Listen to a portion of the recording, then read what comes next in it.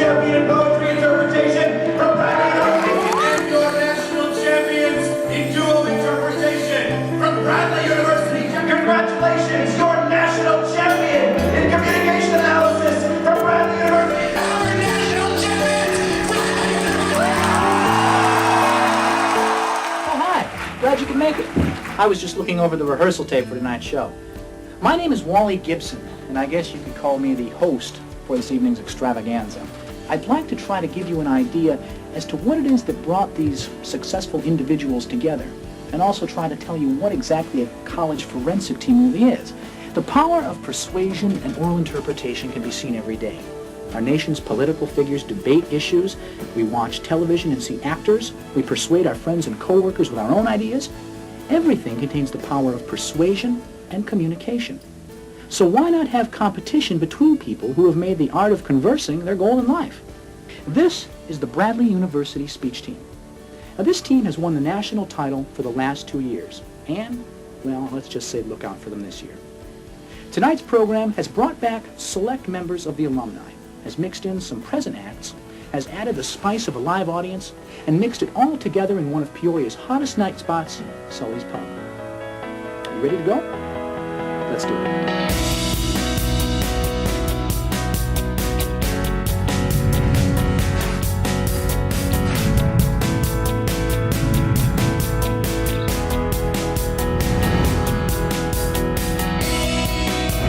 Right, I often wonder if this was worth it.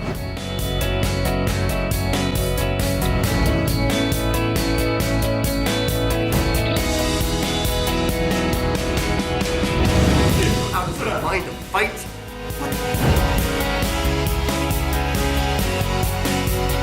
Meaning he just found out his new grandchild was due in... Much of the success of a program comes from the motivation of the team members, whether it be a 5-man basketball team or our 50-member speech team at Bradley. The Bradley speech team is the most successful collegiate organization in every arena. I would dare say that there is no competitive activity that surpasses Bradley as far as the speech team.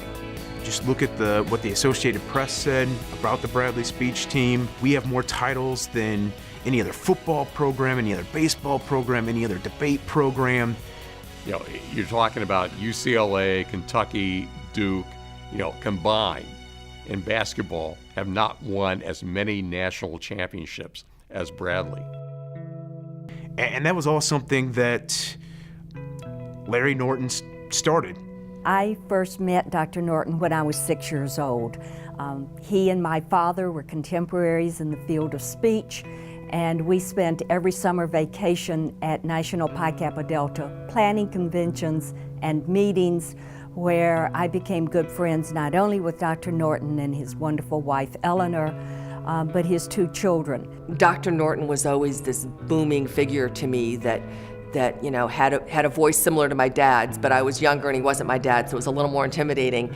And there was always a lot of mutual respect. And I think actually in many ways Dad was maybe the antithesis from a structure perspective of what Dr. Norton was, but they both had that same vision that they could build something really neat here. Well, you wouldn't have a speech program here at Bradley without Doc Norton. That's what it comes down to. I mean, he really was the George Washington of speech here at Bradley University. Then Larry passed it on to George Armstrong when George Armstrong became the director of forensics. Well, when I was on the speech team, we were really transitioning from debate, so we were new, really, as a speech team. Well, finally, I asked this silly old boy, I said, who are you? And he said, my name is Tucson Jones. Well, I looked right at him. Maybe one of the traditions was to not ride in the car if George was driving, because that could get kind of crazy sometimes. I think his tradition was to take us to some of the cheapest hotels possible George Armstrong was probably the scariest man I have ever met in my whole life. And you could tell, though, by talking to him that there was a gentle spirit there, but you kind of had to wait for the first 10 minutes of the conversation to realize that he wasn't as scary as he came across. On the surface, all hard edges and teeth and scary things, but it was so obvious, even from the outside, how much George cared about his students. You know, you heard these stories about how many people were living in the basement at George's house and how many people that George was feeding every weekend. I remember specifically when Dad passed that at the visitation, one of my friends came up to help that day, and she said, Kim, she goes, everybody walked through saying, well, I lived in George's basement. And I looked at her and I said, well, didn't you have people living in your basement growing up? I mean, when you grew up on the West Bluff in this area, that's what it was at that time. So they really did become part of our family. George was the only person like him I've ever met. He was hysterically funny. He had the kind of sense of humor that was very confrontational, that he would say the most outrageous thing to a person and had such personal charm he could get away with it. When I was in charge of the program at Indiana, we had gone to the district tournament, the AFA district tournament for the first time. It was at Northern Illinois, and I remember all of the coaches were sitting in the district meeting, and I knew who he was, but I knew he didn't know who I was, and they were discussing where the district tournament would be the next year. So I raised my hand and said, you know, I know that typically you don't come to Indiana, but technically Indiana is a part of the district as well, and we would love to have you come over there if you were interested. And George, I was sitting in the very back, and George, of course, was sitting in the very front, and he stood up, turned around, and looked at me and said, "Who the F are you?" And I think I cried a little bit because I was so intimidated by him. I was the assistant director under George Armstrong from '81 to 1988. And during that time, we won 12 national championships together. It was amazing working with George. I think one of the things that my father did was that he made a conscious decision to bring the best and brightest students here. So he was very, very deliberate in building the program. And he figured out that if he could build a team of people that were used to winning, then that would become the norm. So now all of a sudden you have a team full of people that were all used to being the best.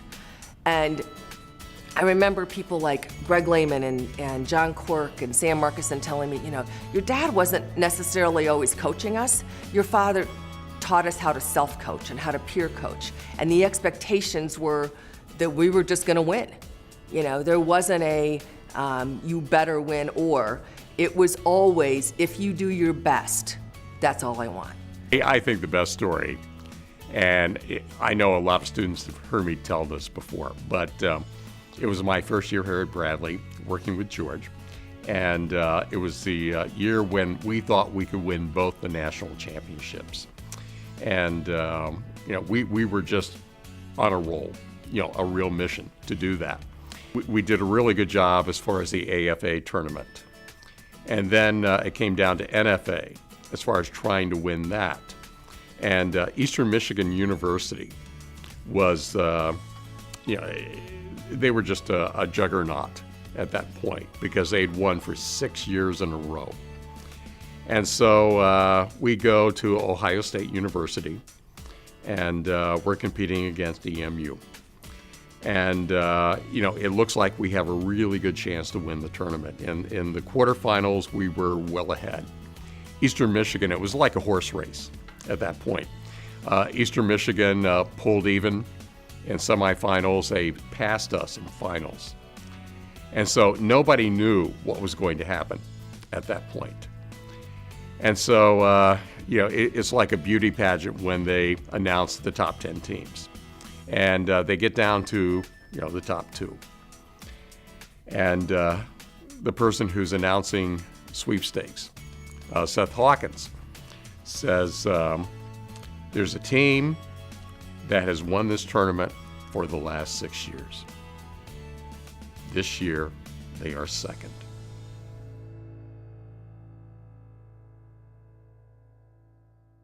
I was the director of forensics the year that George Armstrong died. So that spring was hard in many ways to know that such a critical person in the history and tradition of Bradley Forensics had passed. That nationals and winning nationals that year meant a lot, simply because you felt a responsibility to honor him. Well, I had the privilege of being one of the eulogists at his funeral service, and I was a part of the memorial service at the university when he was gone. And I observed at the opening that day that there were probably a random selection of hotel front desk people, or those who had attended a rummage sale someplace, or someone who had served George in a restaurant somewhere, who read in the Journal Star that George had passed, and they had shown up at the funeral just to make sure it was true. I would like to be able to take credit for all the championship speakers that we have going out each year. Part of coaching, as any coach, whether it be in sports or extracurricular activities, realizes that much of the success of a program comes from the motivation of the team members, whether it be a 5-man basketball team or our 50-member speech team at Bradley. And there's, I don't think, any athlete or any competitor who doesn't need positive strokes. And all of them, whether it be a basketball player or an extemp speaker, needs to feel self-worth. In the mid-90s, and I think of those years as the years that the tradition changed. That's when we lost for the first time. And it was during that time period. And that's a time period you're like, oh, I don't want to be associated with that. But it happened. And it wasn't just because of what we did while we were here that we took, there was one year where we took second place at both the AFA and the NFA. And that had not been done before. And so the goal before I left here was, we've got to get at least one of those trophies back. At our very first team meeting, the president of the team at the time was August Benassi. He drew a circle on the board on one end, and it was 3 chalkboards in a row at Bradley Hall, and then drew a line all the way across 3 chalkboards to another circle. And he said, this is where you are, and this is winning a national championship. And then he proceeded to yell at us for 30 minutes. And I mean profanity-ridden screaming. I specifically remember August Benassi. I remember him saying, and we had the We Are the Champions song, and he never sang that. I mean, every time, never would sing it. And he said that he promised he would sing that if we won. In April, when we got to nationals, and we won by a very large margin, August got on the bus and everybody quieted down. And Karen and Dan were standing behind him, and they popped in the tape, because it was a tape at the time. And right at the beginning of what we refer to as the song, which is We Are the Champions, right at the opening strains, all August said was, we did it. And I remember him singing that song because we finally won the NFA trophy back and brought it back home. And that was the last thing I could do before I left, was make sure we had that trophy. It was this explosion of relief and joy and pride, and watching Karen's face as she realized that she'd be able to leave a winner. That's just by far the greatest thing you can feel as a student. At Nationals the year before, I had gotten to know both Karen, she was Karen Piercy then, Karen and Kim Rowe, and established a friendship there. So when the positions came open here, Karen was promoted to director. She called me, so I decided that if I wanted to be involved with forensics for a career of any length, that Bradley was the place to be. If you could get a degree from forensics from Dan, I think that would kind of, I feel like I finished off my education under Dan. You learn a lot, and you have to learn it fast. If you were the underdog in a situation, whether that be social, competitive, life, whatever it was, Dan is who you want on your side. Like, he will root for you, and he will mentor you, and he will take care of it. There's a couple defining speeches that I saw in my career that just changed my mindset. And number one was Patrick Campbell smashing the watermelon in a national ADS final. And that was so unheard of. We'd been joking about it in the suite for weeks, but he did it. When Dan found out and then proceeded to push a mop and a bucket through nationals to go clean up his students' mess, we were dying. Like, Kenny and I were literally clutching each other, dying because we understood how much Dan wanted to kill Patrick Campbell in that moment. I would spend hours in Dan's office back when we would, schedule the tournament and spend those hours, and he would teach me how to schedule a tournament, how to run a tournament, that attention to detail, to do things right. And that was as a student. Ken's freshman year, he told me that his goal was to one day have my job, right? And when from an 18-year-old, you think, okay, sure, whatever. But to watch him progress was very satisfying to know that he had also gone through the tutelage of Judy Santacanarina up at Northern Illinois, and Judy and I share very many similar philosophies. And then kind of watching him pay his dues and prove himself, kind of sitting back and waiting for me to make a decision. Watching your alma mater win both nationals like it did this past year was such a great feeling to be a part of, even from afar. With Ken Young and what he's bringing to the team, I see a lot of my dad's spirit in him. He said to me one time, probably not long before he died, we were talking, and I said, "Dad, what do you want? What do you want?" He goes, "I want to be a legend." And I just looked at him and I said, "Who says that? Who says you want to be a legend?" And to see what's become, to see how what he did and those first national champions and the way the team looks to those people today, to the Andy Heatons and the Greg Dolphs and the Tim Clues and the Marcusons and the Dee Dee Lamans, to see how the team reacts to people that are 30 years older than them and how you all treat them with such respect and is just incredible to me. And to me, that's one of the things that makes the Bradley tradition in and of itself so unique, is that even the most individually focused or individually motivated team member has a sense of how they fit in to the broader picture of the history of the program that they're a part of. So I think, it's the little things like freshmen actually taking the time to sit down and learn the names of the people who had come before them and who had been successful, the former directors, right? Learning the team's song. But to see Sam Marcuson interacting with the current extemp sophomore looking for tips, and you all taking them, you all thinking that that's important. That just doesn't happen at other schools. I've coached at other schools, and they've been wonderful experiences, and they're a lot of fun. But it's not the same thing. To know what it's like to be a part of something so large that you are this amazing, tiny little piece of it, but that's yours in this huge, huge legacy. That's different from any other place in the country, and it's special, and it's something you have for the rest of your life.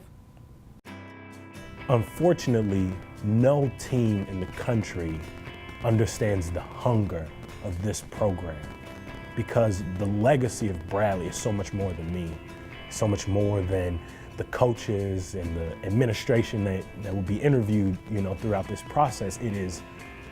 It is a level of hunger that has been passed down from person to person to person. This speech team, as opposed to any other, and I mean that literally, it is unique among any speech team program in the country. This team is about something more than the student. The tradition is class. It's always been class. And I think there are teams that win, and they win, and they don't win. They win very boastfully. That's not Bradley. Bradley has always been class. If I had to sum up the Bradley tradition in one word, it would be excellence. That is something that, as a competitor, I strive for, and as a coach, that is my ultimate expectation for my students. I was part of the team that brought back both titles for the first time since 1998. I've won a record time 3 individual sweepstakes championships, which I love because the only 3 people who have ever done that outside of myself are Bradley alum Karen Bowers, Bradley alum August Benassi, and Bradley alum and holder of the record for most national championships, Greg Dolph. As alum, we have that connection. When the team does well, all of those memories flood back into the years that we did well. A lot of programs have had a lot of success, but you will not walk into a practice room that adorns, hopefully at the end of this year, 41 national championships. There isn't a program in our country's history who could put their name next to such an accomplishment. We will keep winning with the heart and the love and the intelligence and the talent and the alumni. So even in doing all of these things, I only get to put my name next to my alum, which is beautiful for me. Everyone knows about the speech team. And with that comes responsibility, but also a whole lot of fun and a whole lot of great memories.